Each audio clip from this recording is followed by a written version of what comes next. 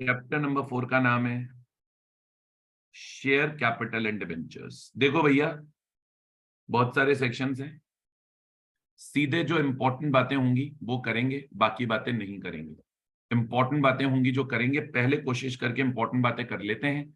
Important बातें करने के बाद अगर टाइम बचेगा तो कुछ और एक्स्ट्रा बात करेंगे। सबसे पहला पेपर में क्वेश्चन आ सकता है सेक्शन 43 से, डिफरेंशियल वोटिंग राइट्स वाले शेयर्स को इशू करने की कंडीशन।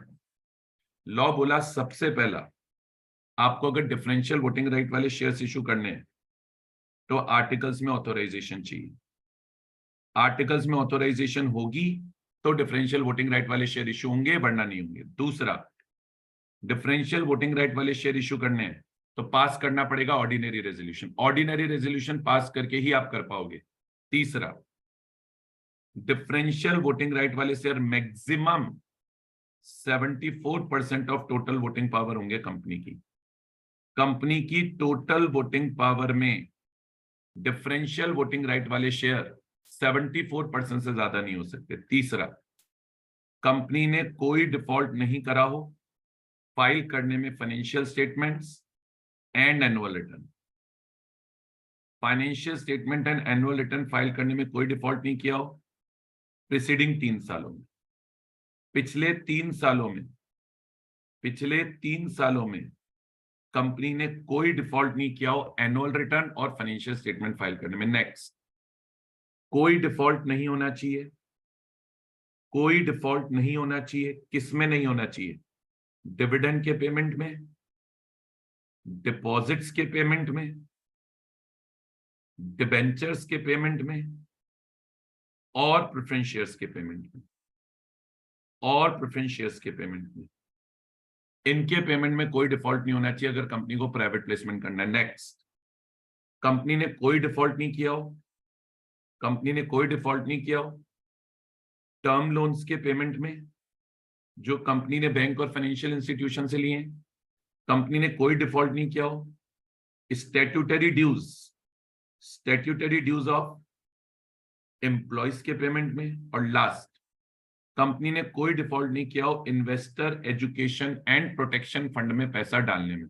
और आखिरी पॉइंट है, आखिरी, सोचो इतनी सी कंडीशन है, हमें लगता है डिफरेंशियल वोटिंग राइट वाला टॉपिक पता नहीं कितना बड़ा है। और लास्ट, प्रीसीडिंग 3 इयर्स में कंपनी को कोई पेनल्टी ना लगी हो 3 एक्ट्स में, 4 एक्ट्स में। इनफैक्ट कौन कौन से में? आरबीआई एक्ट में पेनल्टी ना लगी हो 1934, सेबी एक्ट में पेनल्टी ना लगी हो 1992, सिक्योरिटीज कॉन्ट्रैक्ट रेगुलेशन एक्ट 1956 में पेनल्टी ना लगी हो, और फॉरेन एक्सचेंज मैनेजमेंट एक्ट 1999 में पेनल्टी ना लगी।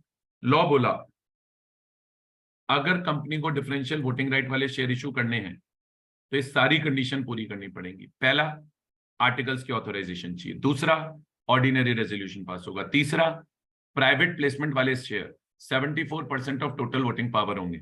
डिफॉल्ट नहीं होना चाहिए फाइनेंशियल स्टेटमेंट फाइल करने में, एनुअल रिटर्न फाइल करने में। डिफॉल्ट नहीं होना चाहिए डिविडेंड के पेमेंट में, डिपॉजिट के पेमेंट में, डिबेंचर के पेमेंट में, प्रेफरेंस शेयर के पेमेंट में। तीसरा, कोई डिफॉल्ट नहीं होना चाहिए टर्म लोन्स के पेमेंट में, स्टैट्यूटरी ड्यूज ऑफ एम्प्लॉयज के पेमेंट में, आईपीएफ के पेमेंट में। और लास्ट, पिछले 3 सालों में कंपनी पे कोई पेनल्टी ना लगी हो आरबीआई एक्ट 1934 में, सेबी एक्ट 1992 में, सिक्योरिटीज कॉन्ट्रैक्ट रेगुलेशन एक्ट 1956 में, और फॉरेन एक्सचेंज मैनेजमेंट एक्ट 1999 में। खत्म। अच्छा, अब अगला सेक्शन, अगर आप बुक के हिसाब से चलो, हम बुक के ही सीक्वेंस में चल रहे हैं, उससे थोड़ा सा आपको रिवीजन करना आसान रहेगा। अगला सेक्शन आता है section 46, share certificate. Not at all important, exam के लिए कम इंपॉर्टेंट सेक्शन है। एक ब्रीफ डिस्कशन पर फिर भी मैं कर दे रहा हूं, टच कर ले लें टॉपिक को कि कल को आ जाए तो। सबसे पहला, शेयर सर्टिफिकेट एक डॉक्यूमेंट है जो प्राइमा फेसी एविडेंस है of ownership of shares. Share certificate is an evidence of prima facie ownership of shares. दूसरा, शेयर सर्टिफिकेट पे साइन होंगे कंपनी के 2 डायरेक्टर्स के, या जहां पर कंपनी सेक्रेटरी अपॉइंटेड है, वहां पे एक डायरेक्टर और एक कंपनी सेक्रेटरी है।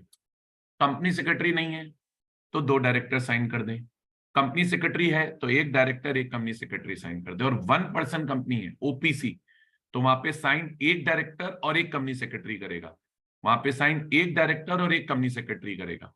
और एक प्रोविजन और याद रखो, एक प्रोविजन और याद रखो, अगर आपसे शेयर सर्टिफिकेट लॉस्ट हो जाते हैं, डिस्ट्रॉयड हो जाते हैं, म्यूटिलेटेड हो जाते हैं, अगर आपसे शेयर सर्टिफिकेट लॉस्ट हो जाते हैं, डिस्ट्रॉयड हो जाते हैं, म्यूटिलेटेड हो जाते हैं, तो आप कंपनी को एप्लीकेशन लगाकर डुप्लीकेट शेयर सर्टिफिकेट इशू करा सकते हो।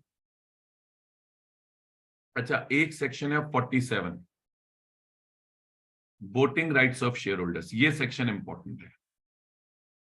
सिंपल याद रखो, इक्विटी शेयर्स को राइट टू वोट होता है, राइट टू वोट होता है on each and every resolution. Equity share holders को हर रेजोल्यूशन पे वोट करने का राइट है बस। फिर याद रखो, प्रेफरेंस शेयर्स को 3 मैटर पे वोट करने का राइट है, सिर्फ 3 मैटर पे। कोई रेजोल्यूशन जो डायरेक्टली उनके राइट्स अफेक्ट कर रहा है, कोई रेजोल्यूशन जो डायरेक्टली उनके राइट्स अफेक्ट कर रहा है, कोई रेजोल्यूशन जो कंपनी की बाइंडिंग अप के लिए पास किया गया, कोई रेजोल्यूशन जो कंपनी की बाइंडिंग अप के लिए पास किया गया, और रिडक्शन ऑफ शेयर कैपिटल, और reduction of share capital. In 3 matters के ऊपर, इन 3 मैटर्स के ऊपर कंपनी को मैंडेटरी होता है, कंपनी को मैंडेटरी होता है। क्या मैंडेटरी होता है? प्रेफरेंस शेयर होल्डर्स को वोटिंग राइट देना, जहां उनके राइट्स अफेक्ट होंगे वोटिंग राइट देना पड़ेगा। कंपनी को वाइंड अप करोगे वोटिंग राइट देना पड़ेगा, रिडक्शन ऑफ शेयर कैपिटल करोगे वोटिंग राइट देना पड़ेगा। ध्यान क्या रखना है, अगर प्रेफरेंस शेयर्स पे डिविडेंड नहीं पे होता है फॉर 2 years और मोर, अगर उन पे डिविडेंड पे नहीं होता है फॉर 2 years और मोर, अगर आपने प्रेफरेंस शेयर होल्डर्स को 2 साल या उससे ज्यादा डिविडेंड नहीं दिया, तो उनको भी राइट टू वोट होगा, उनको भी राइट टू वोट होगा ऑन एवरी रेजोल्यूशन, उनको भी राइट टू वोट होगा ऑन एवरी रेजोल्यूशन। ये बहुत इंपॉर्टेंट बात है, पेपर में क्वेश्चन आने के चांस रहते हैं। अच्छा, अगला सेक्शन आता है section 48, variation of share holders rights. Share holders के राइट्स में वेरिएशन। लॉ बोला, अगर शेयर होल्डर्स के राइट्स में वेरिएशन करना है तो पहली कंडीशन याद रखो, स्पेसिफिक पावर होनी चाहिए, स्पेसिफिक पावर होनी चाहिए वेरिएशन करने की मेमोरेंडम या आर्टिकल्स में। मेमोरेंडम या आर्टिकल्स में वेरिएशन करना अलाउड है। दूसरी कंडीशन याद रखो, कंसेंट लेनी पड़ेगी वेरिएशन करने के लिए। कितने लोगों की? या तो 3/4 शेयर होल्डर्स की अप्रूवल ले लेना वैल्यू के हिसाब से, या फिर अप्रूवल ले लेना, या फिर अप्रूवल ले लेना बाय पासिंग स्पेशल रेजोल्यूशन, या फिर अप्रूवल ले लेना by passing special resolution. Simple हो गया, 3/4 शेयर होल्डर की अप्रूवल ले लो राइटिंग में, या मीटिंग कराओ और स्पेशल रेजोल्यूशन पास करके अप्रूवल ले लो। अब लॉ बोला, ये पार्ट याद रखना, क्वेश्चन इसी से आता है। अगर कोई डिसेंटिंग शेयर होल्डर है, डिसेंटिंग शेयर होल्डर कौन है? जो वेरिएशन नहीं करना चाहते हैं और उनके पास 10% और मोर शेयर्स हैं। ऐसे डिसेंटिंग शेयर होल्डर्स हैं जिनके पास कंपनी के 10% और मोर शेयर्स हैं, वो अगेंस्ट वेरिएशन, वो वेरिएशन के अगेंस्ट, वो अगेंस्ट वेरिएशन, वो वेरिएशन के अगेंस्ट अपील कर सकते हैं। अपील कितने दिन में करनी है? विदिन 21 days, 21 दिन के अंदर अंदर वो वेरिएशन के अगेंस्ट अपील कर सकते हैं एनसीएलटी को। एनसीएलटी को वेरिएशन के अगेंस्ट अपील करेंगे, और एनसीएलटी क्या करेगी? या तो कंफर्म करेगी या कैंसिल करेगी वेरिएशन को, या तो कंफर्म करेगी या कैंसिल करेगी वेरिएशन को। सिंपल सा रिवाइज करो, variation of share holders right करना है, मेमोरेंडम आर्टिकल में अलाउड होना चाहिए। किसकी कंसेंट लेनी पड़ेगी? जिस कैटेगरी के शेयर होल्डर्स का वेरिएशन कर रहे हो, जिस कैटेगरी के शेयर होल्डर्स का वेरिएशन कर रहे हो उनकी 3/4 की, या अप्रूवल लेनी पड़ेगी बाय पासिंग एसआर। अगर डिसेंटिंग शेयर होल्डर नहीं चाहते हैं वेरिएशन हो, तो 10% और मोर ऑफ द शेयर्स अगर उनके पास हैं, तो वो अगेंस्ट वेरिएशन 21 डेज में अपील कर सकते हैं एनसीएलटी को। एनसीएलटी या तो वेरिएशन को कंफर्म करेगी या एनसीएलटी वेरिएशन को कैंसिल करेगी। लास्ट एक और सेक्शन देखो, सेक्शन 49। सेक्शन 49 में एक लाइन याद रखो, calls will be made uniformly on same class of shares. Same type के अगर शेयर्स हैं, सेम टाइप के अगर शेयर्स हैं, तो उनसे सेम अमाउंट का कॉल मनी मांगना है। सेम क्लास ऑफ शेयर्स से डिफरेंट डिफरेंट कॉल मनी मांगा नहीं जा सकता। Different class of share holder से तो आप डिफरेंट मनी मांग सकते हो, लेकिन same class of share holder से डिफरेंट कॉल मनी मांगा नहीं जा सकता। नेक्स्ट सेक्शन 50 है, not very important, calls in advance का है, मैं नहीं डिस्कस करूंगा। अगला सेक्शन आता है, अगला सेक्शन आता है सेक्शन 51। सेक्शन 51 क्या बोलता है समझना, वो बोलता है वैसे तो जो डिविडेंड पे होगा, वैसे तो जो डिविडेंड पे होगा फेस वैल्यू ऑफ शेयर्स पर होगा, लेकिन अगर आर्टिकल्स अलाउ कर दें, अगर आर्टिकल्स अलाउ कर दें, तो आप dividend paid up value of shares पे भी दे सकते हो। अगर आर्टिकल्स अलाउ कर दे तो आप dividend paid up value of shares पे भी दे सकते हो। अब सेक्शन 52 थोड़ा इंपॉर्टेंट हो जाता है, utilization of securities premium. Securities premium किन किन पर्पसेस के लिए यूटिलाइज हो सकता है? 5 पर्पस हैं, कीवर्ड से याद रखो। सिक्योरिटीज प्रीमियम से बोनस शेयर इश्यू हो सकते हैं, सिक्योरिटीज प्रीमियम से प्रिलिमिनरी एक्सपेंसेस राइट ऑफ हो सकते हैं, सिक्योरिटीज प्रीमियम से एक्सपेंसेस या कमीशन ऑफ, एक्सपेंसेस या कमीशन ऑफ या डिस्काउंट राइट ऑफ हो सकता है। Expenses, commission, discount right of हो सकते हैं इश्यू ऑफ शेयर्स या इश्यू ऑफ डिबेंचर्स के। सिक्योरिटीज प्रीमियम से premium on redemption of, premium on redemption of preference shares या डिबेंचर्स पे हो सकता है। और लास्ट, सिक्योरिटीज प्रीमियम से आप बायबैक ऑफ शेयर्स कर सकते हैं। और याद रखना एक छोटा सा पॉइंट, बस ज्यादा डेप्थ में मत जाना, अगर प्रिस्क्राइब्ड कंपनी है जिसके ऊपर अकाउंटिंग स्टैंडर्ड लगते हैं, जिसके ऊपर अकाउंटिंग स्टैंडर्ड लगते हैं, वो एक तो प्रिलिमिनरी एक्सपेंसेस राइट ऑफ नहीं कर सकती है और एक प्रीमियम ऑन रिडेम्पशन पे नहीं कर सकती है। किससे? सिक्योरिटीज प्रीमियम से। तो सिक्योरिटीज प्रीमियम के यूजेस फिर रिपीट कर रहा हूं, बोनस शेयर इशू कर लो, प्रिलिमिनरी एक्सपेंस राइट ऑफ कर दो, expenses, commission, discount on issue दे दो, प्रीमियम ऑन रिडेम्पशन दे दो, बायबैक ऑफ शेयर कर लो। प्रिस्क्राइब्ड कंपनी में प्रिलिमिनरी एक्सपेंस राइट ऑफ नहीं होंगे और प्रीमियम ऑन रिडेम्पशन पे नहीं होगी। अगला सेक्शन आता है section 53, issue of shares at discount. Issue of shares at discount. Simple याद रखो, सिंपल याद रखो, ज्यादा माथाफोड़ी में पढ़ना नहीं है। शेयर्स को डिस्काउंट पे इशू करना प्रोहिबिटेड है, नहीं इशू होंगे।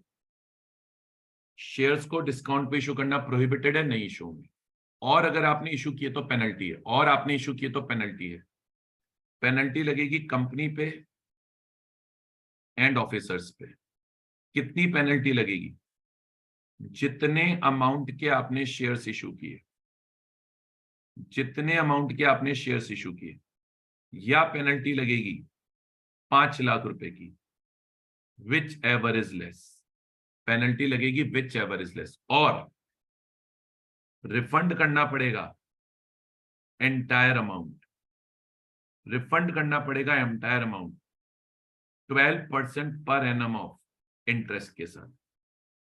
और याद रखना, इस पूरे रूल का एक ही एक्सेप्शन है, स्वेट इक्विटी शेयर्स। एक ही एक्सेप्शन है, स्वेट इक्विटी शेयर्स। अगर कंपनी चाहे तो स्वेट इक्विटी शेयर्स को, अगर कंपनी चाहे तो स्वेट इक्विटी शेयर्स को डिस्काउंट पे इशू कर सकती है। आगे बढ़ते हैं। अगला सेक्शन आता है सेक्शन 54। सेक्शन 54 किसका आ गया बच्चों? स्वेट इक्विटी शेयर्स का आ गया। इसकी डेफिनेशन लर्न करनी पड़ेगी, इसकी डेफिनेशन लर्न करनी पड़ेगी कि भाई साहब स्वेट इक्विटी शेयर्स क्या होते हैं। तो सुनो, स्वेट इक्विटी शेयर वो शेयर होते हैं जो कंपनी अलॉट करती है अपने डायरेक्टर्स को या एम्प्लॉइज को, या तो डिस्काउंट पे या फिर for consideration other than cash. ये वो शेयर्स हैं जो अलॉट करती है डायरेक्टर्स को या एम्प्लॉइज को, या तो डिस्काउंट पे या कंसिडरेशन अदर देन कैश पे, या कंसिडरेशन अदर देन कैश पे। और स्वेट इक्विटी शेयर्स कब इशू होते हैं? जब एम्प्लॉय या तो हमको नो हाउ देता है या इंटेलेक्चुअल प्रॉपर्टी राइट्स देता है, इंटेलेक्चुअल प्रॉपर्टी राइट्स देता है। तो क्या याद रखोगे? स्वेट इक्विटी शेयर्स या तो डायरेक्टर्स को या एम्प्लॉइज को अलॉट किए जाते हैं डिस्काउंट पे या फिर for consideration other than cash, क्योंकि उन्होंने कंपनी को या तो नो हाउ प्रोवाइड किया है या इंटेलेक्चुअल प्रॉपर्टी राइट्स प्रोवाइड किए। अब आओ कंडीशंस पे। पहली कंडीशन है, लर्न करनी पड़ेगी भैया ये कंडीशन, तो लर्न करनी पड़ेगी। Shares should belong to class already issued by company. Shares should belong to class already issued by company. ये लाइन लर्न कर लेना। Shares should belong to class already issued by company. दूसरा, sweat equity share issue करने हैं तो share holders की approval चाहिए होगी, शेयर होल्डर्स की अप्रूवल चाहिए होगी by passing SR. Special resolution pass करके शेयर होल्डर्स की अप्रूवल चाहिए होगी, तो ही company sweat equity shares issue करेगी, वरना नहीं करेगी। अब स्वेट इक्विटी शेयर से रिलेटेड रूल्स हैं कुछ, जो रूल्स में लिखा हुआ है वो मेन है, जो याद रखना है। जो रूल्स में लिखा है वो मेन है, याद रखना है। पहला, एलिजिबल कौन है स्वेट इक्विटी शेयर्स के लिए? एलिजिबल कौन है?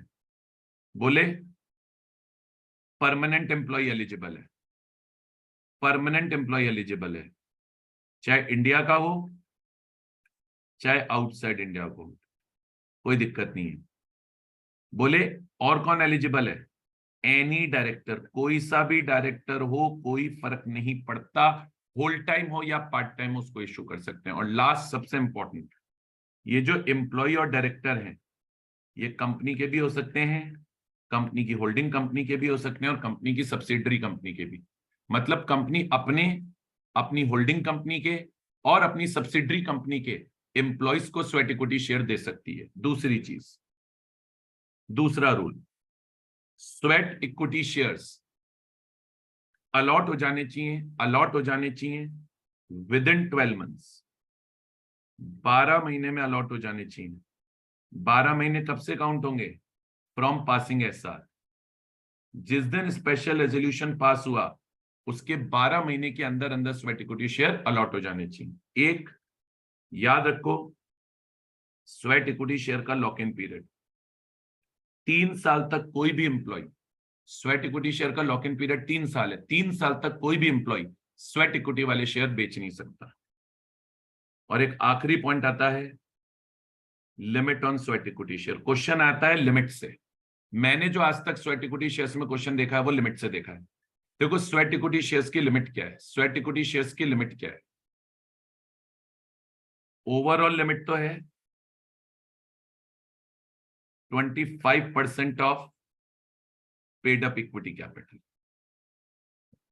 25% of paid up equity capital, ये तो ओवरऑल लिमिट है 25% of paid up equity capital, ठीक है। और एक फाइनेंशियल ईयर की लिमिट है, पर फाइनेंशियल ईयर की, एक फाइनेंशियल ईयर की लिमिट है 15% ऑफ पेड अप कैपिटल,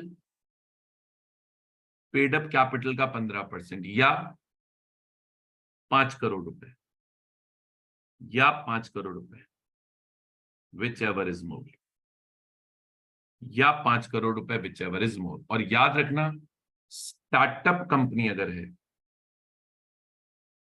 तो स्टार्टअप कंपनी पे 10 सालों तक, स्टार्टअप कंपनी पे फॉर 10 इयर्स जो लिमिट रहेगी, ये जो 25 है ना, 25 नहीं रहेगी, इसकी जगह रहेगी 50% of paid up capital, 50% of paid up capital. Startup company पे जो लिमिट रहेगी वो रहेगी 50% of paid up capital for first 5 years, ये बात ध्यान रखनी है।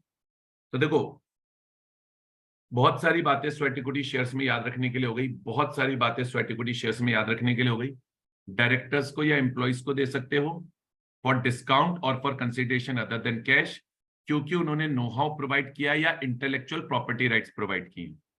कंडीशन क्या है, रेड कलर वाली, share should belong to the class already issued by company, share holders की अप्रूवल लेनी पड़ेगी bye passing SR.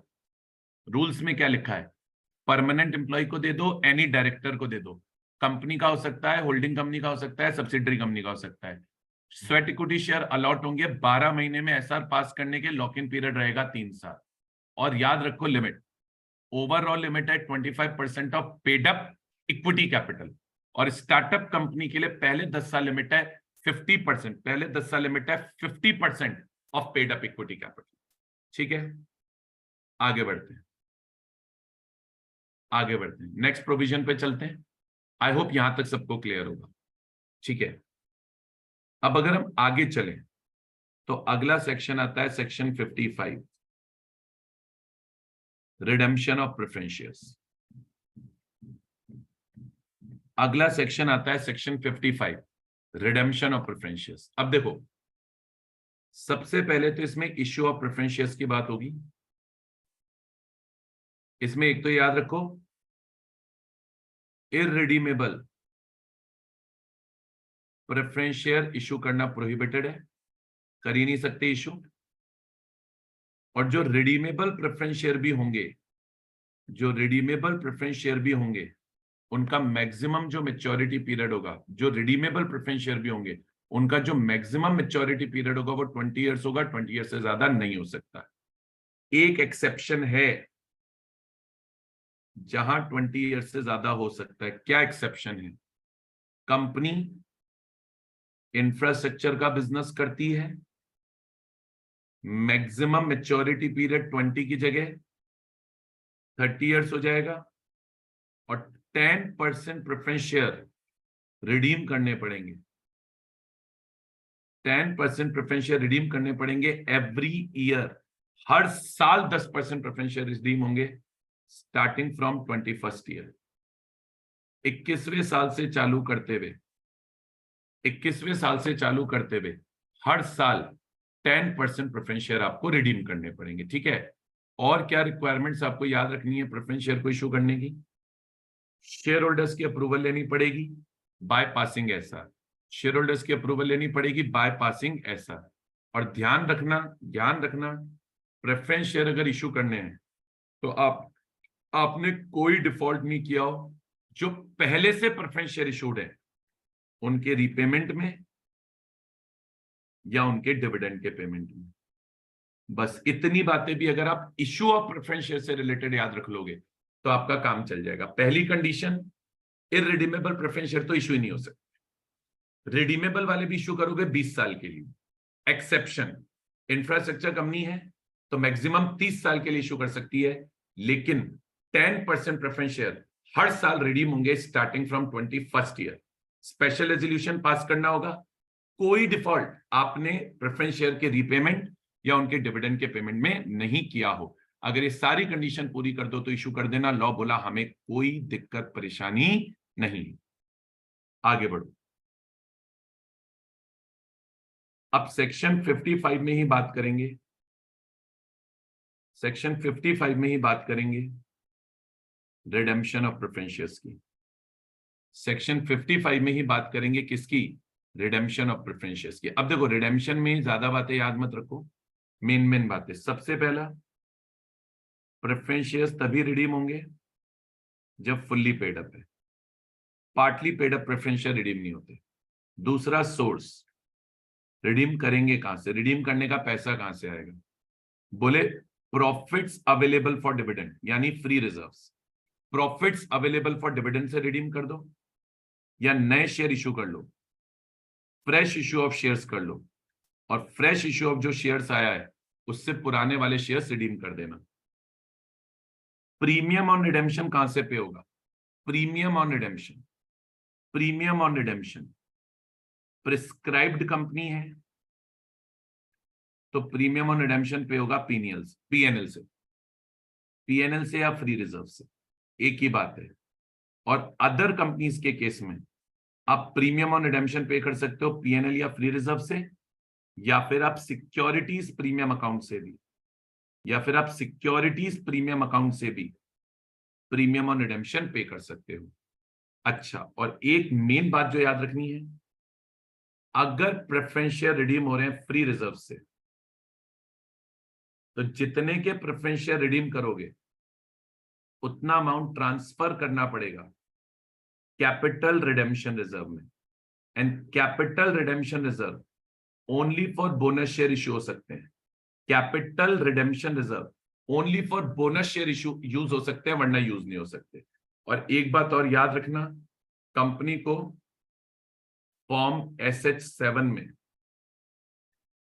Form SH7 में 30 डेज में नोटिस टू आरओसी देना है, नोटिस टू आरओसी देना है प्रेफरेंस शेयर्स को रिडीम करने के बाद। अच्छा, इसमें एक छोटी सी बात और है, इसमें एक छोटी सी बात और है। लॉ बोला कंपनी अगर अनेबल हो जाए टू रिडीम प्रेफरेंस शेयर्स तो कंपनी इश्यू कर सकती है new preference shares to redeem old preference shares. पुराने प्रेफरेंस शेयर्स को रिडीम करने के लिए न्यू प्रेफरेंस शेयर इश्यू कर सकती है। कंडीशन दो है, एक तो 3/4 वैल्यू के हिसाब से प्रेफरेंस शेयर होल्डर्स की अप्रूवल लेनी पड़ेगी, 3/4 वैल्यू के हिसाब से प्रेफरेंस शेयर होल्डर्स की अप्रूवल लेनी पड़ेगी। और दूसरी कंडीशन अप्रूवल ऑफ, दूसरी कंडीशन अप्रूवल ऑफ एनसीएलटी लेनी पड़ेगी। अगर एनसीएलटी की अप्रूवल आ गई और 3/4 of value of preference share holders की अप्रूवल आ गई, तो पुराने वाले प्रेफरेंस शेयर्स को रिडीम करने के लिए न्यू प्रेफरेंस शेयर्स भी इशू कर सकते हो। ये अपना सेक्शन 55 हो गया, जिसमें हमने रिडेम्पशन ऑफ प्रेफरेंस शेयर्स की बात करी। अब बीच में एक छोटा सा सेक्शन है, बीच में एक छोटा सा सेक्शन है। कौन सा छोटा सा सेक्शन है सर बीच में? बेटा बीच में एक छोटा सा सेक्शन है पर्सोनेशन ऑफ शेयर होल्डर का। करो तो कर लेना, नहीं करो तो छोड़ देना। अब एक आता है section 61 alteration of share capital का, एक आता है section 61 alteration of share capital का। अब ये सेक्शन क्या बोलता है? सबसे पहले शेयर कैपिटल को ऑल्टर कैसे करोगे ये याद कर लो। पहले तो ऑल्टर कैसे करोगे याद कर लो। बोले ऑथराइजेशन चाहिए आर्टिकल्स की, ऑथराइजेशन चाहिए आर्टिकल्स की, जनरल मीटिंग में ऑर्डिनरी रेजोल्यूशन पास करना पड़ेगा, और नोटिस टू आरओसी देना पड़ेगा फॉर्म SH7 में 30 डेज में, फॉर्म SH7 में 30 डेज में कि हमने प्रेफरेंस शेयर रिडीम कर दी। अब आपको पता होना चाहिए, सॉरी, आपको नोटिस टू आरओसी देना है फॉर्म SH7 में 30 डेज में कि हमने ऑल्ट्रेशन ऑफ शेयर कैपिटल कर दिया है। अब आपको पता होना चाहिए manner of alteration. Manner of alteration है 5, या तो इंक्रीज कर दो ऑथोराइज्ड शेयर कैपिटल, या डिम्यूनिशन। डिम्यूनिशन माने डिक्रीज करना, डिक्रीज कर दो ऑथोराइज शेयर कैपिटल। कैसे डिक्रीज करोगे? कैंसिल करके अनइश्यूड शेयर्स, अनइश्यूड शेयर्स को कैंसिल कर दो, या कन्वर्जन कर लो शेयर कैपिटल का into stock and vice versa. जब कंपनी के सारे शेयर्स को मर्ज करके एक कॉमन फंड क्रिएट कर दिया जाए, जब कंपनी के सारे शेयर्स को मर्ज करके एक कॉमन फंड क्रिएट कर दिया जाए, तो उस कॉमन फंड को ही बेटा स्टॉक बोला जाता है। एक इन्होंने बोला आप कंसोलिडेशन ऑफ शेयर्स कर सकते हो, एक आप सब डिवीजन ऑफ शेयर्स कर सकते हो। दोनों एक दूसरे के उल्टे हैं। कंसोलिडेशन ऑफ शेयर्स में स्मॉल डिनोमिनेशन के शेयर को लार्जर डिनोमिनेशन में कन्वर्ट किया जाता है, और सब डिवीजन में लार्ज डिनोमिनेशन के शेयर को इनटू स्मॉल डिनोमिनेशन कन्वर्ट किया जाता है। यहां पर आकर हमारा खत्म होता है, यहां पर आकर हमारा खत्म होता है ऑल्ट्रेशन ऑफ शेयर कैपिटल। ठीक है, अब अगला सेक्शन आता है सेक्शन 66। सेक्शन 66 हल्का सा बड़ा है। Section 66 reduction of share capital का है, हल्का सा बड़ा है। Section 66 reduction of share capital का। 1 मिनट देना बेटा।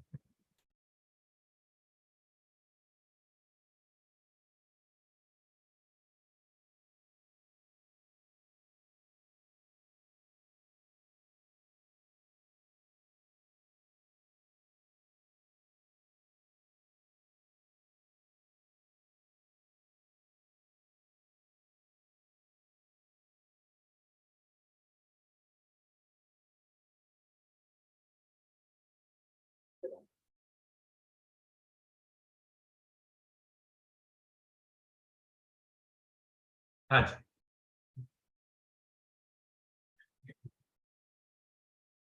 आगे स्टार्ट करते हैं। अब बच्चों मेरी बात सुनना, अब मेरी बात सुनना। रिडक्शन ऑफ शेयर कैपिटल करने के पहले तो 3 तरीके होते हैं। सिंपल याद रखो तीनों तरीकों को। या तो paying off excess paid up capital, आपके पास एक्सेस कैपिटल पड़ी थी रिफंड, आपके पास एक्सेस कैपिटल पड़ी थी रिफंड कर दो, या कैंसिलेशन कर दो, कैंसिलेशन कर दो उस वाली पेड अप शेयर कैपिटल को जो डूब गई। डूब गई तो कैंसिल करो, डूब गई तो कैंसिल करो। कैंसिलेशन कर दो of lost paid up capital. Lost paid up capital मतलब जो डूब गई, लॉसेस को राइट ऑफ करने के काम आती है। या रिडक्शन कर दो of unpaired amount on shares, जो शेयर्स के ऊपर अनपेड अमाउंट है। जैसे एक शेयर ₹10 8 पेड अप है, तो उसको ₹8 फुल्ली पेड अप कर दो। एक शेयर ₹10 8 पेड अप है, तो उसे ₹10 8 पेड अप की जगह ₹8 फुल्ली पेड अप कर दो। तो जो ₹2 का अमाउंट उस पर अनपेड है वो कैंसिल हो जाएगा। ठीक है, अब मेन कॉन्सेप्ट ये आता है, अगर रिडक्शन ऑफ शेयर कैपिटल करना है, अगर रिडक्शन ऑफ शेयर कैपिटल करना है, तो रिडक्शन ऑफ शेयर कैपिटल करने की लीगल रिक्वायरमेंट्स क्या है? लीगल रिक्वायरमेंट्स क्या है? इन्होंने बोला अगर रिडक्शन ऑफ शेयर कैपिटल करना है तो सबसे पहले तो शेयर होल्डर्स की अप्रूवल लो स्पेशल रेजोल्यूशन पास करके, शेयर होल्डर्स की अप्रूवल लो स्पेशल रेजोल्यूशन पास करके। दूसरा, कंपनी ने कोई डिफॉल्ट ना किया हो, कंपनी ने कोई डिफॉल्ट ना किया हो रीपेमेंट ऑफ डिपॉजिट्स में and interest thereon. Deposits या डिपॉजिट्स के इंटरेस्ट के पेमेंट में कंपनी ने कोई डिफॉल्ट नहीं किया। तीसरा, इन्होंने बोला रिडक्शन ऑफ शेयर कैपिटल करने के लिए अप्रूवल ऑफ एनसीएलटी चाहिए। रिडक्शन ऑफ शेयर कैपिटल करने के लिए अप्रूवल ऑफ एनसीएलटी चाहिए। अब एनसीएलटी की अप्रूवल लेने का प्रोसेस ठीक से समझो। इन्होंने बोला कंपनी एनसीएलटी को एप्लीकेशन लगा देगी, फिर एनसीएलटी क्या करेगी, एनसीएलटी नोटिस भेजेगी, एनसीएलटी नोटिस भेजेगी सीजी को, सेबी को, सीजी को, सेबी को, आरओसी को और कंपनी के सभी क्रेडिटर्स को। सीजी को, सेबी को, आरओसी को और कंपनी के सभी क्रेडिटर्स को।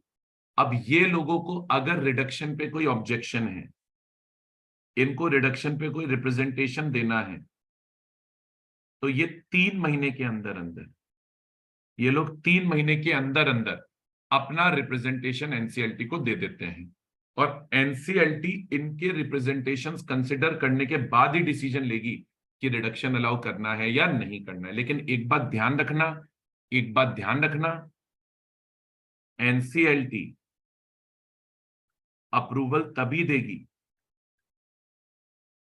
जब एनसीएलटी सेटिस्फाइड है। एनसीएलटी अप्रूवल तभी देगी जब एनसीएलटी सेटिस्फाइड है कि जो कंपनी के क्रेडिटर्स हैं, तो उन्होंने अपनी कंसेंट दे दी है, या तो क्रेडिटर्स ने अपनी कंसेंट दे दी है, या क्रेडिटर्स को डिस्चार्ज कर दिया गया है, या फिर क्रेडिटर्स को एक प्रोवाइड कर दी गई है सिक्योरिटी। देखो ये पॉइंट बड़ा इंपॉर्टेंट है पेपर में लिखने के लिए। ये 2 पॉइंट एक बार फिर देख लेना। सबसे पहला तो स्पेशल रेजोल्यूशन पास करो।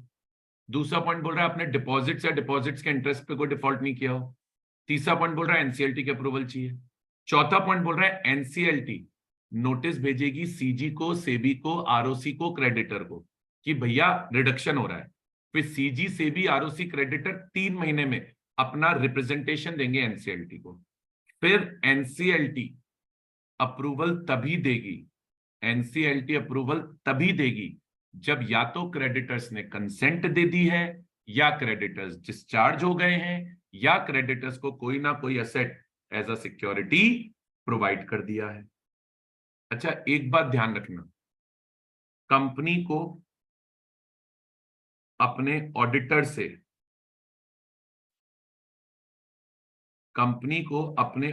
से एक सर्टिफिकेट लेना पड़ेगा। क्या सर्टिफिकेट लेना पड़ेगा? कि हम accounting treatment of reduction as पर अकाउंटिंग स्टैंडर्ड्स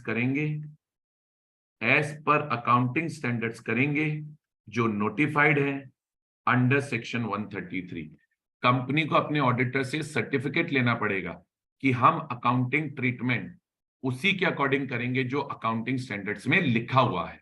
ठीक है, उसके बाद कुछ नहीं होता।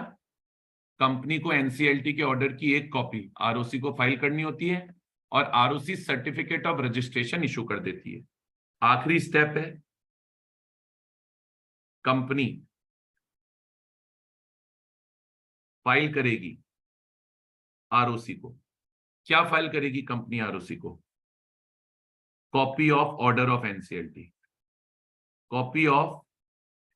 ऑफ एनसीएलटी, और एनसीएलटी इशू कर देगी certificate of reduction of share capital.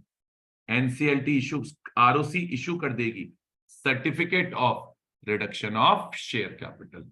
ये बेसिक प्रोसेस है। बहुत ज्यादा रटने में बिल्कुल मत जाओ। इस प्रोसेस को अगर आप फॉलो करोगे तो रिडक्शन ऑफ शेयर कैपिटल में आराम से क्वेश्चन भी अटेम्प्ट होगा और मार्क्स भी आ जाएंगे। जितना मैंने ये चार्ट में लिखा, ये मिनिमम बातें हैं जो आपको रिडक्शन ऑफ शेयर कैपिटल से रिलेटेड लर्न होनी चाहिए। मुझे बताइए यहां तक जो सेक्शंस पढ़ा दिए उनमें कोई डाउट है? जल्दी बोलिए।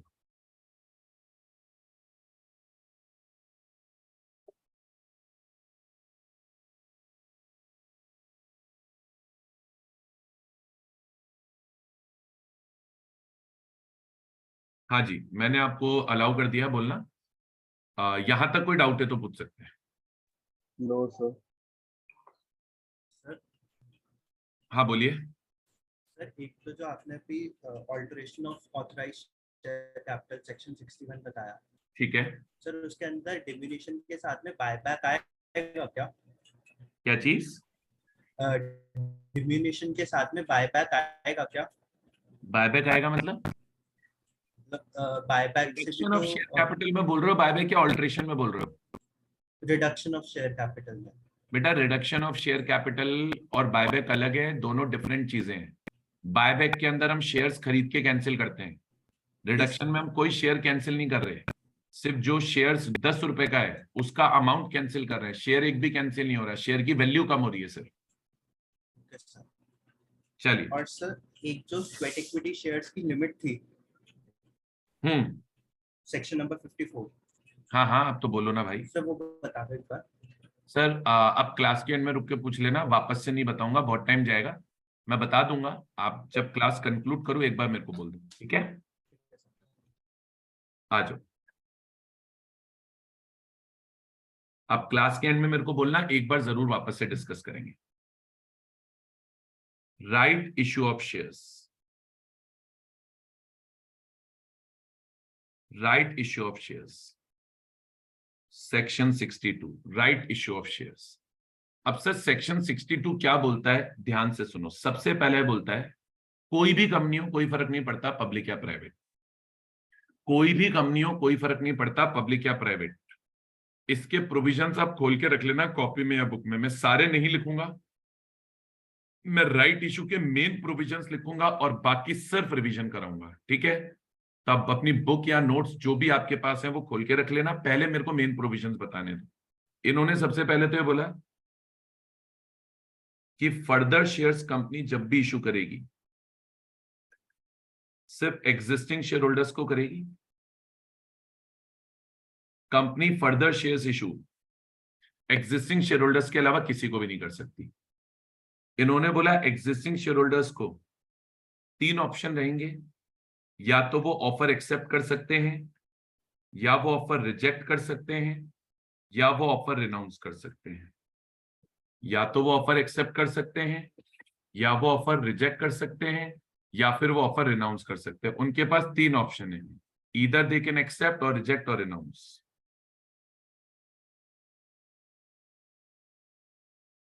सॉरी, हाँ, तो ये ऑफर को रिजेक्ट भी कर सकते हैं, ये ऑफर को रिनाउंस भी कर सकते हैं, और ये ऑफर को एक्सेप्ट भी कर सकते हैं। अच्छा, अब एक बात ध्यान रखनी है, एग्जिस्टिंग शेयर होल्डर्स को जो शेयर ऑफर होंगे proportion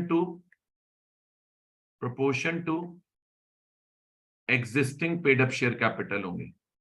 जिस प्रोपोर्शन में उनके पास अभी कंपनी के एग्जिस्टिंग पेड अप शेयर्स हैं, जिस प्रोपोर्शन में उनके पास कंपनी के एग्जिस्टिंग पेड अप शेयर्स हैं, उसी प्रोपोर्शन में होंगे। अच्छा, प्रोसेस क्या है? बोले कंपनी को क्या करना होगा,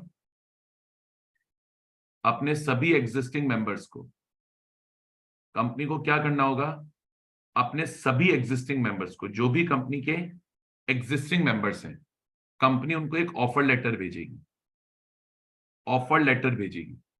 ऑफर लेटर में एक बात ध्यान रखना, offer letter at least 3 days before जाएगा opening of offer, at least 3 days before opening of offer.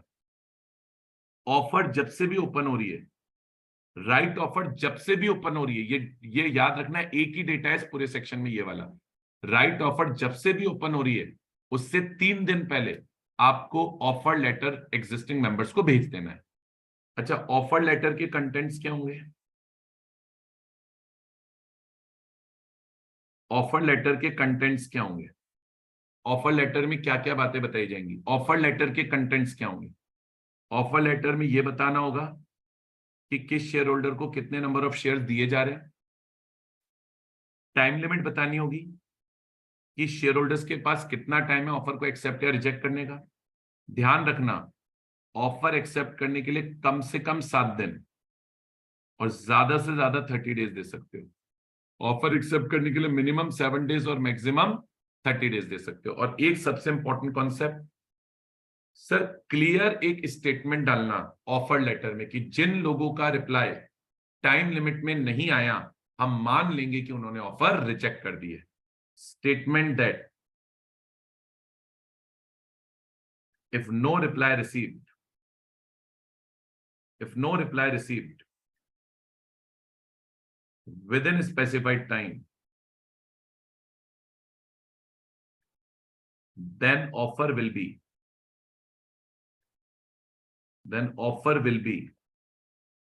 deemed to be rejected. बोले फिर हम ऑफर को रिजेक्टेड मान लेंगे। बोले अगर तुमने 30 डेज में रिप्लाई नहीं दिया तो हम ऑफर को रिजेक्टेड मान लेंगे। और एक आखिरी बात, एंड में जो शेयर्स अनसब्सक्राइब्ड बचेंगे, जो किसी ने नहीं खरीदे होंगे, एंड में जो शेयर्स अनसब्सक्राइब बचे होंगे, BOD can dispose of such shares. BOD वो शेयर्स अपने आप से डिस्पोज ऑफ कर सकता है। एंड में जो शेयर्स अनसब्सक्राइब बचेंगे, बीओडी अपने हिसाब से वो शेयर्स किसी भी पर्सन को डिस्पोज ऑफ कर सकता है। अच्छा, अब मेन आपको 4 एक्सेप्शन समझने हैं, 4 एक्सेप्शन समझने हैं। इन 4 एक्सेप्शन केसेस में अगर हम further shares existing share holders को नहीं भी देंगे, एग्जिस्टिंग शेयर होल्डर्स को नहीं भी देंगे तो भी चल जाएगा। एक एक्सेप्शन है एम्प्लॉय स्टॉक ऑप्शन स्कीम, एक को मैं प्रेफरेंशियल अलॉटमेंट बोलता हूं, एक को मैं प्रेफरेंशियल अलॉटमेंट बोलता हूं, एक हो जाता है कन्वर्जन ऑफ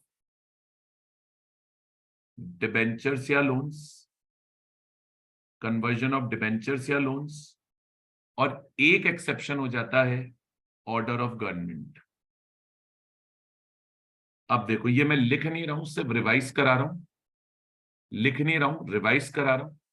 और सुनो मेरी बात, ध्यान से सुनना, ये जो प्रोविजंस हैं इसमें एम्प्लॉय स्टॉक ऑप्शन स्कीम का जो प्रोविजन है ईएसओएस का, वो बड़ा इंपॉर्टेंट है। देखो, पहले आपसे कोई पूछे एम्प्लॉय स्टॉक ऑप्शन स्कीम क्या है, तो क्या बोलोगे?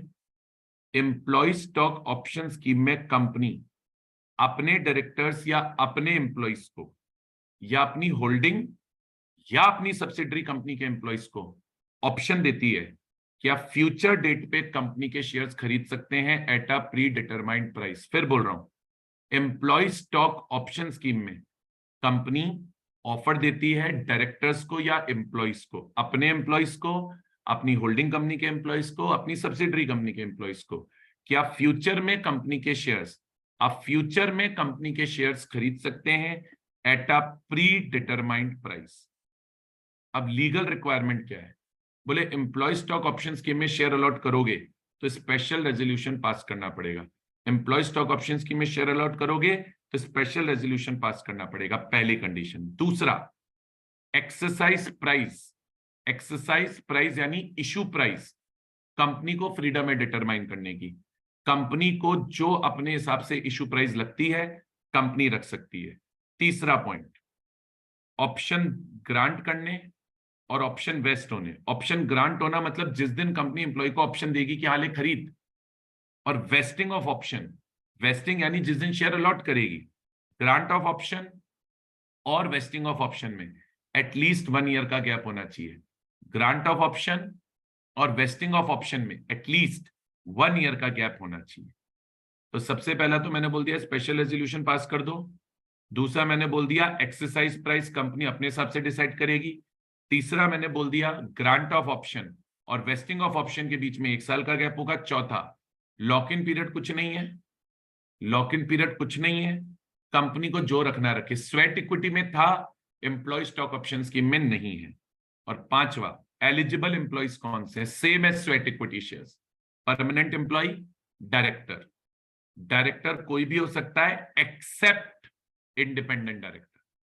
अच्छा, अब इसमें इनएलिजिबिलिटी भी है जो आपको लर्न करनी पड़ेगी। इन्होंने बोला एक तो आप स्वेट इक्विटी शेयर्स, सॉरी आप एम्प्लॉय स्टॉक ऑप्शन स्कीम के शेयर्स, आप एम्प्लॉय स्टॉक ऑप्शन की स्कीम के शेयर्स ऐसे एम्प्लॉय को नहीं दे सकते हो जो कंपनी का प्रमोटर भी है।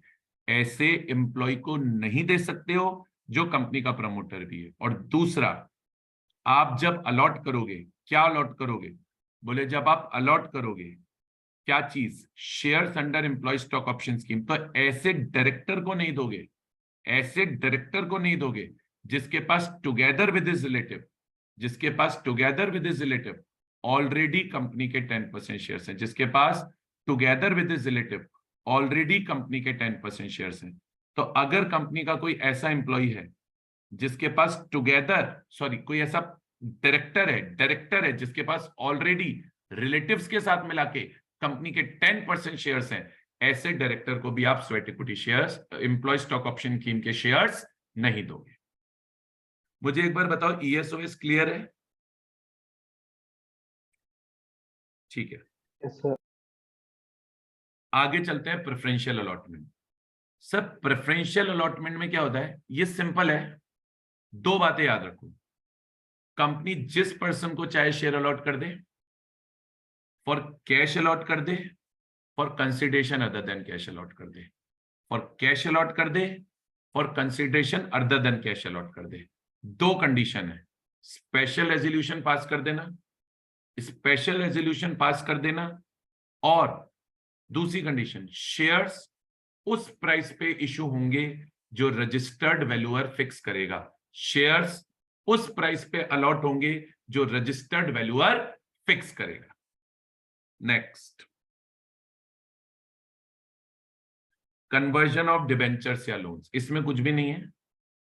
अगर कंपनी ने कन्वर्टेबल डिबेंचर इशू किए हैं तो कन्वर्टेबल डिबेंचर को शेयर्स में कन्वर्ट कर सकती है। दो कंडीशन है, पहला कन्वर्टेबल डिबेंचर के टर्म्स में ये लिखा होना चाहिए कि ये कन्वर्टेबल डिबेंचर है। कन्वर्टेबल डिबेंचर्स के टर्म्स में ये लिखा होना चाहिए कि ये कन्वर्टेबल डिबेंचर्स हैं। और दूसरा कंपनी ने जब कन्वर्टेबल डिबेंचर इशू किए हो तो शेयर होल्डर्स की अप्रूवल लेके इशू किए हो बाय पासिंग ऐसा। सिर्फ दो कंडीशन है, कन्वर्टेबल डिबेंचर को आपको शेयर में कन्वर्ट करना है कर दो, कन्वर्टेबल डिबेंचर्स को आपको शेयर में कन्वर्ट करना है कर दो। पहली कंडीशन, अगर कन्वर्टेबल डिबेंचर्स को शेयर्स में कन्वर्ट करना है, अगर कन्वर्टेबल डिबेंचर्स को शेयर्स में कन्वर्ट करना है तो टर्म्स के अंदर लिखा होना चाहिए कि कन्वर्टेबल है, टर्म्स के अंदर लिखा होना चाहिए कि कन्वर्टेबल। और दूसरा, कन्वर्टेबल डिबेंचर शेयर होल्डर्स की अप्रूवल से इशू हुए हों by passing a special resolution. और एक ये आखिरी पॉइंट याद रखना बेटा, इंपॉर्टेंट रहता है, अगर आपने कोई लोन गवर्नमेंट से लिया है या आपने कोई डिबेंचर्स गवर्नमेंट को इशू किए हैं, अगर आपने कोई लोन गवर्नमेंट से लिया है या आपने कोई डिबेंचर्स गवर्नमेंट को इशू किए हैं, लोन गवर्नमेंट से लिया है या डिबेंचर गवर्नमेंट को इशू किए हैं, तो गवर्नमेंट ये ऑर्डर दे सकती है कि हमारे लोन या डिबेंचर्स को शेयर्स में कन्वर्ट कर दो, और कंपनी को करना पड़ेगा। दो बातें याद रखनी है, पहला, अगर टर्म्स में नहीं भी लिखा है तो भी गवर्नमेंट ये ऑर्डर दे सकती है कि कन्वर्जन करो। और दूसरा, गवर्नमेंट ये ऑर्डर तब देगी जब गवर्नमेंट को लग रहा है कि इस तरह का ऑर्डर देना पब्लिक के इंटरेस्ट में जरूरी है। गवर्नमेंट ये ऑर्डर तब देगी जब गवर्नमेंट को ये लग रहा है कि इस तरह का ऑर्डर देना पब्लिक के इंटरेस्ट में नेसेसरी है, बोले करना पड़ेगा। और लास्ट, अगर कंपनी गवर्नमेंट के ऑर्डर से नहीं सेटिस्फाइड है तो कंपनी गवर्नमेंट के ऑर्डर के अगेंस्ट, अगर कंपनी गवर्नमेंट के ऑर्डर से नहीं सेटिस्फाइड है तो कंपनी गवर्नमेंट के ऑर्डर के अगेंस्ट एनसीएलटी को अपील कर सकती है। और एक बार आपने एनसीएलटी को अपील कर दी तो फिर एनसीएलटी का डिसीजन फाइनल है।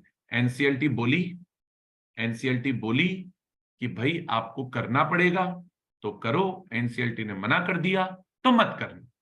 रिपीट कर रहा हूं, गवर्नमेंट को कोई डिबेंचर दे रखे हैं, गवर्नमेंट ने बोल दिया कन्वर्जन करो, कर देना। टर्म्स ऑफ इशू में नहीं लिखा है तो भी गवर्नमेंट कन्वर्जन करने बोल सकती है, आपको करना पड़ेगा। ध्यान रखने वाली बात क्या है कि अगर आप कन्वर्जन से नहीं सेटिस्फाइड हो, एनसीएलटी को अपील कर सकते हो। और एक और ध्यान रखने वाली बात क्या है, गवर्नमेंट कन्वर्जन का ऑर्डर तभी देगी जब गवर्नमेंट को ऐसा लगता है कि कन्वर्जन का ऑर्डर देना पब्लिक के इंटरेस्ट में जरूरी है। बताओ बच्चों, आया? Yes sir. Yes sir. Yes sir.